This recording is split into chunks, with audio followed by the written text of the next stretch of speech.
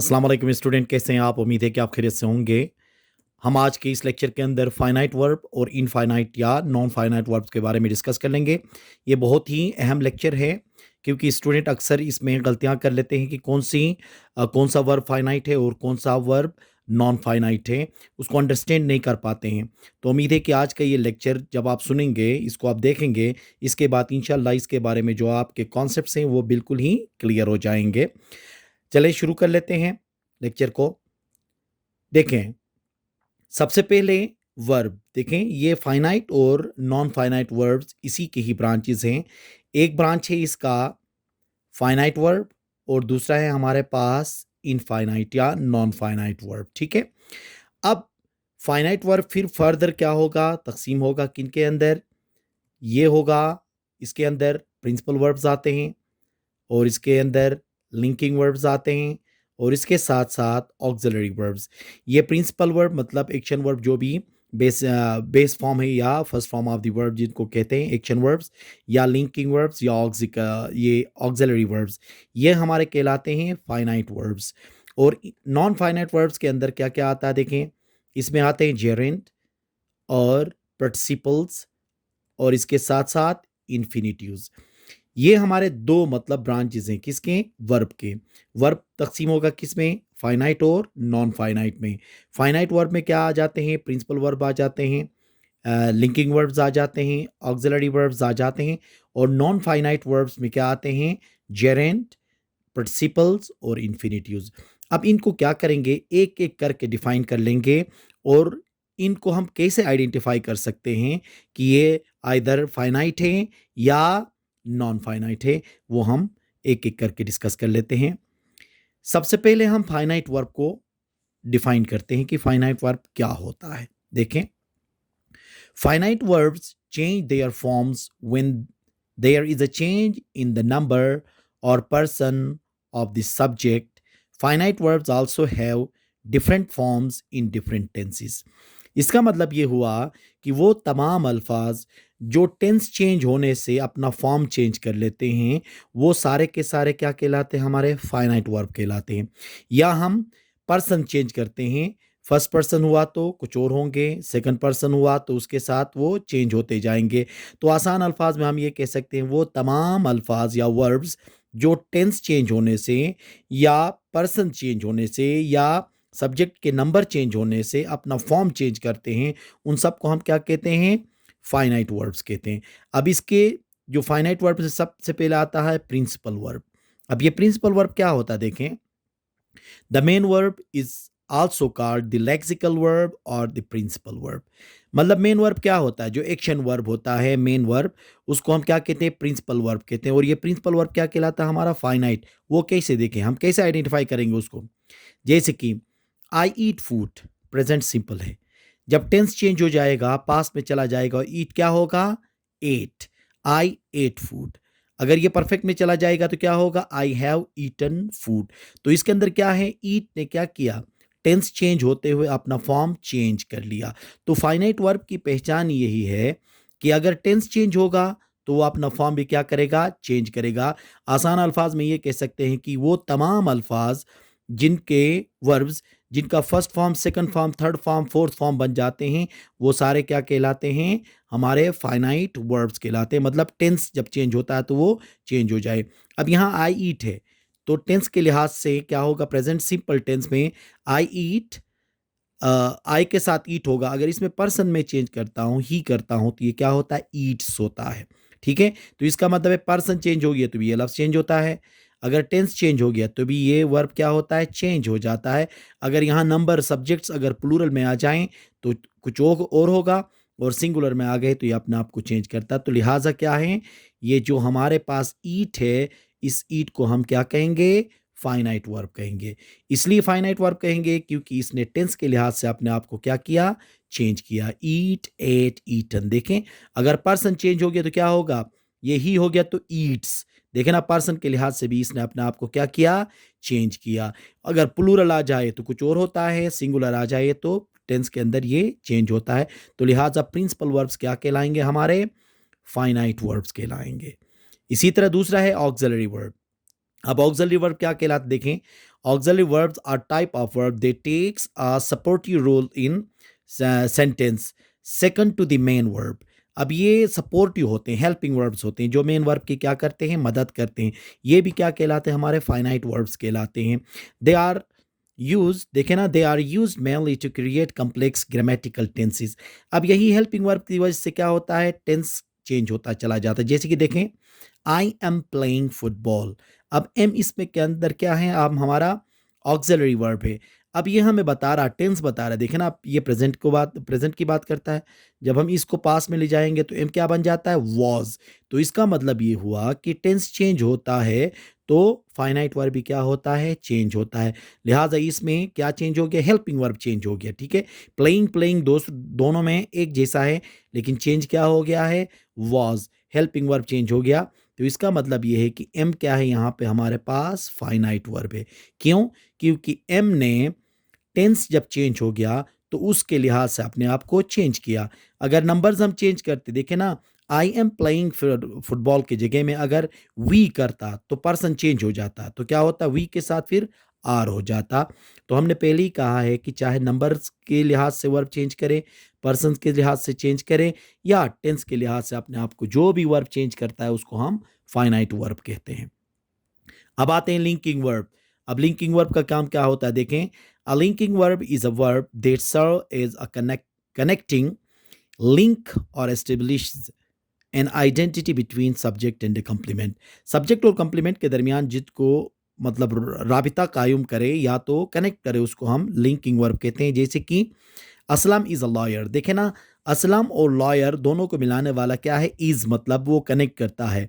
तो अब ये क्या होगा, असलम, देखे ना, असलम इज़ अ लॉयर है। अब ये टेंस चेंज होगा तो क्या होगा, असलम वॉज लॉयर। तो इसका मतलब है कि इसने भी क्या किया, ज़माने के लिहाज से अपने आप को चेंज कर लिया। तो लिहाजा ये इज़ हमारा क्या कहलाएगा, फाइनाइट वर्ब्स कहलाएंगे।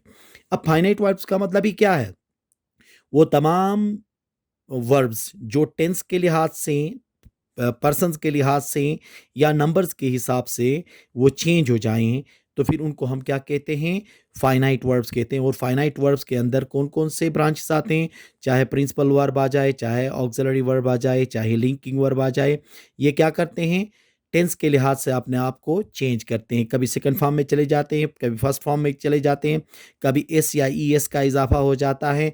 तो ये सारे क्या कहलाएंगे, हमारे फाइनाइट वर्ब्स कहलाते हैं। तो ये थे फाइनाइट वर्ब्स। अब हम जाते हैं नॉन फाइनाइट वर्ब्स। अब नॉन फाइनाइट वर्ब्स क्या है, देखें, non finite verb do not change their forms when the number of person और द सब्जेक्ट चेंज। देखें, पहले वाले का उलट है। अब इन पे टेंस का कोई असर नहीं होगा, सब्जेक्ट का कोई असर नहीं होगा इसके ऊपर। पर्सन्स कितने, चाहे वो थर्ड पर्सन है, फोर्थ पर थर्ड पर्सन है, या फर्स्ट पर्सन है, या सेकंड पर्सन है, इसका भी कोई असर इस पे नहीं पड़ेगा। There are mainly three types of non finite verbs. इनके भी थ्री हैं। सबसे पहले आता है जेरेंड। देखिए जेरेंड क्या कहलाता है, देखें, जेरेंड है, a gerund is a verb form ending ING.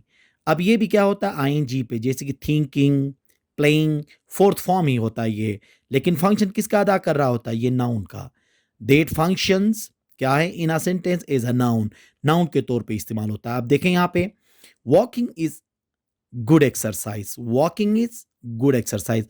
अब यहाँ वॉकिंग जो है, ये आप देखेंगे टेंस चाहे जो भी हो, इस वॉकिंग पे कोई असर नहीं पड़ेगा।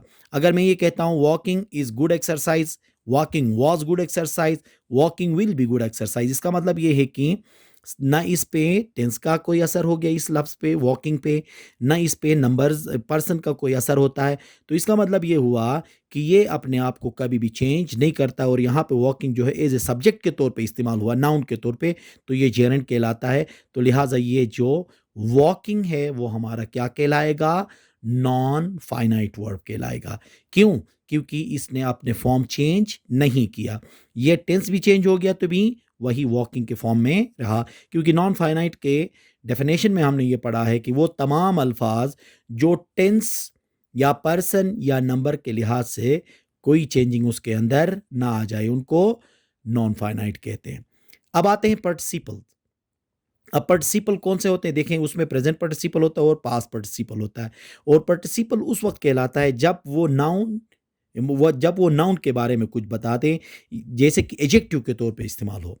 अ participle is a verb form that can be used in adjective to modify nouns and pronouns. मतलब ये क्या होगा, कोई भी जिसको हम थर्ड फॉर्म कहते हैं, या आईएनजी फॉर्म या तो थर्ड फॉर्म जिसको हम प्रेजेंट पार्टिसिपल और पास्ट पार्टिसिपल कहते हैं, जब ये एडजेक्टिव के तौर पे इस्तेमाल होता है तो इसको हम क्या कहते हैं, पार्टिसिपल कहते हैं। तो लिहाजा पार्टिसिपल भी कभी भी चेंज नहीं होते हैं टेंस के लिहाज से, तो फिर वो भी क्या कहलाएंगे, नॉन फाइनाइट कहलाएंगे। अब जैसे कि देखें ना, the singing bird is outside my window, the singing bird is outside my window. अब यहां सिंगिंग बर्ड, गाने वाला परिंदा। अब बर्ड क्या है, नाउन है, सिंगिंग क्या है, यहाँ पे पार्टिसिपल है। कौन सा पार्टिसिपल, प्रेजेंट पार्टिसिपल है। तो इसका मतलब है ये किसके बारे में बात कर रहा है, बर्ड के बारे में बात कर रहा है। तो फिर ये क्या कहलाएगा, पार्टिसिपल कहलाएगा। यहाँ पे हम इसको आईएनजी फॉर्म भी नहीं कह सकते, इसमें जेरेंट भी नहीं कह सकते यहाँ पे, क्योंकि एडजेक्टिव के तौर पे इस्तेमाल होगा तो वो पार्टिसिपल कहलाता है। अब ये देखें ना, अगर मैं द सिंगिंग बर्ड इज कहूँ या द सिंगिंग बर्ड वाज कहूँ, the singing bird will be कहूँ, तो is am are was will be, इसका असर सिंगिंग पे नहीं पड़ रहा है। तो लिहाजा ये क्या कहलाएगा, हमारा नॉन फाइनाइट वर्ब कहलाएगा। ठीक है, नॉन फाइनाइट वर्ब, क्योंकि नॉन फाइनाइट वर्ब्स कभी भी टेंस या पर्सन के हिसाब से चेंज नहीं होते हैं। ठीक है, तो लिहाजा ये हमारा क्या कहलाएगा, सिंगिंग हमारा नॉन फाइनाइट वर्ब कहलाएगा। और सिंगिंग इस जुमले में क्या है, पार्टिसिपल है। लिहाजा सारे पार्टिसिपल्स क्या कहलाते हैं, हमारे नॉन फाइनाइट कहलाते हैं। सारे जेरेंट्स क्या कहलाते हैं, हमारे नॉन फाइनाइट्स कहलाते हैं। अब आते हैं जी इन्फिनिटिव। अब इन्फिनिटिव क्या होता है, देखें, the infinitive is the basic dictionary form of a verb usually preceded by to. वो तमाम first form of the verbs जो टू के साथ लगे। ठीक है, अब गो है तो फर्स्ट फॉर्म है टू गो, ईट है तो टू ईट, वॉक है तो टू वॉक, सिट है तो टू सिट। मतलब to sit, to walk, to go, ये क्या कहलाते हैं, हमारे इन्फिनिटिव्स कहलाते हैं। ठीक है, ये इन्फिनिटिव्स भी कभी भी चेंज नहीं होते। टू गो कभी भी चेंज नहीं होता, इसका फॉर्म कभी भी चेंज नहीं होता, क्योंकि टू के साथ जब गो आता है तो इसका फॉर्म चेंज नहीं होता। जैसे कि देखें, I want to sit here, I want to sit here. अब मैं टेंस चेंज करूंगा, इसमें टू सिट चेंज नहीं होगा बल्कि वॉन्ट चेंज होगा। I wanted to sit here, I will want to sit here. इसी तरह से क्या होगा, जब मैं चेंज करूंगा तो वॉन्ट चेंज होगा, लेकिन टू सिट कभी भी चेंज नहीं होता है। तो लिहाजा जब अगर ये टेंस के हिसाब से चेंज ना हो, नंबर के हिसाब से चेंज ना हो, सब्जेक्ट के हिसाब से चेंज ना हो, तो फिर वो तमाम अल्फाज जो टेंस का भी उस पर असर ना पड़े, पर्सन का भी असर ना पड़े और साथ में नंबर का भी उसके ऊपर असर ना पड़े, तो फिर वो हमारा क्या कहलाता है, non infinitive, non finite verb कहलाता है। और टू के साथ जो वर्ब बनता है उसको हम क्या कहते हैं, इन्फिनिटिव कहते हैं। लिहाजा टू सिट जो कहलाता है हमारा नॉन फाइनाइट वर्ब कहते हैं। तो नॉन फाइनाइट वर्ब के अंदर कितने ब्रांचेस बन जाते हैं, पहले है जेरेंट, पार्टिसिपल और इन्फिनिटिव। ये सारे क्या कहलाते हैं, नॉन फाइनाइट वर्ब्स कहते हैं। नॉन फाइनाइट वर्ब और फाइनाइट वर्ब का सिंपल अगर हम दोनों में फ़र्क महसूस करें तो सिंपल ये है कि फाइनाइट वर्ब्स क्या होंगे, टेंस के लिहाज से अपने आप को चेंज करेंगे। नॉन फाइनाइट वर्ब्स वो कहलाते हैं जो टेंस के लिहाज से अपने आप को चेंज नहीं करते हैं। दूसरा फ़र्क ये है कि नॉन फाइनाइट वर्ब्स जो हैं उनका first form, second form, third form का कॉन्सेप्ट नहीं है, लेकिन फाइनाइट वर्ब्स जो हैं वो क्या कहलाते हैं, उसका first form, second form, third form बनता है। अब वॉकिंग बस वॉकिंग है, देखें ना, टू सिट ही है। अब टू सिट का मैं क्या फॉर्म्स बना लूँ, इसका कोई फॉर्म बनता नहीं है। ठीक है, हाँ, गो हो गया तो गो का बनता गो, वेंट, गॉन। सिट है तो सिट, सैट, सेट होता है, लेकिन टू सिट का तो मैं फॉर्म नहीं बना सकता हूँ। तो लिहाजा अगर इसको मैं कंक्लूड कर लूँ तो सिंपल ये है कि वो तमाम अल्फाज जो टेंस की वजह से अपने आप को चेंज करें, सब्जेक्ट की वजह से अपने आप को चेंज करें या नंबर्स की वजह से अपने आप को चेंज करें, तो वो सारे फाइनाइट वर्ब कहलाएंगे। और वो तमाम अल्फाज जिनमें जेरेंट, पार्टिसिपल और इन्फिनिटिव्स हैं, ये वो अल्फाज हैं जिनके ऊपर न टेंस का असर होता है, ना इसके ऊपर आपका पर्सन का होता है, ना नंबर्स का होता है। ये एज ए सब्जेक्ट के तौर पे इस्तेमाल होते हैं, या तो ये पार्टिसिपल मतलब एडजेक्टिव के तौर पे इस्तेमाल होंगे, सब्जेक्ट के तौर पे, या नाउन या प्रोनाउन के तौर पे इस्तेमाल होंगे, या तो ये टू के साथ वर्ब बेसिक फॉर्म लग के इन्फिनिटिव के तौर पे इस्तेमाल होंगे, तो इनको हम नॉन फाइनाइट वर्ब्स कहते हैं। तो उम्मीद है कि आज का ये लेक्चर आपके समझ में आया होगा और जो आपके कन्फ्यूजन्स थे वो आपके क्लियर हुए होंगे। Thank you very much.